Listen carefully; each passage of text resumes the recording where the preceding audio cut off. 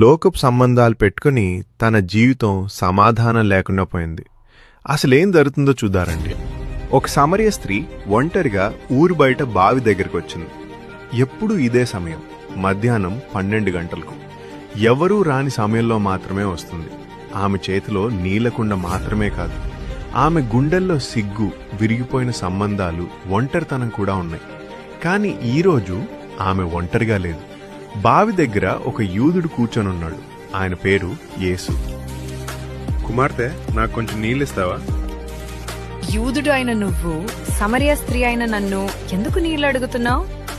నాకు నీళ్ళిమ్మని అడుగుతున్నవాడెవడో ఎరిగి ఉంటే ఆయన నీకు జీవ జలము ఇచ్చును. క్షమించండి, ఈ బావి లోతైనది, చేదుకొనుటకు మీకేమీ లేదు. అయినా మా పిల్లలు, మా పశువులు తాగటానికి మాకు బావి ఇచ్చిన యాకోబు కంటే నీవు గొప్పవాడివా?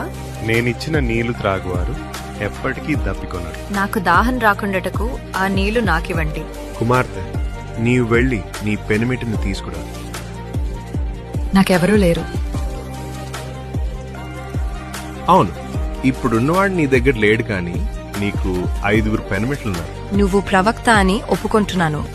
అభిషక్తుడు వస్తాడని నాకు తెలుసు. ఆయనను క్రీస్తు అంటారు. ఆయన వచ్చేటప్పుడు అన్ని విషయాలు మాకు తెలియజేస్తాడు. నీతో మాట్లాడుతున్న నేనే ఆయనను, నేనే క్రీస్తును. ఆ మాట వినగానే ఆ మనసు ఆనందంతో నిండిపోయింది.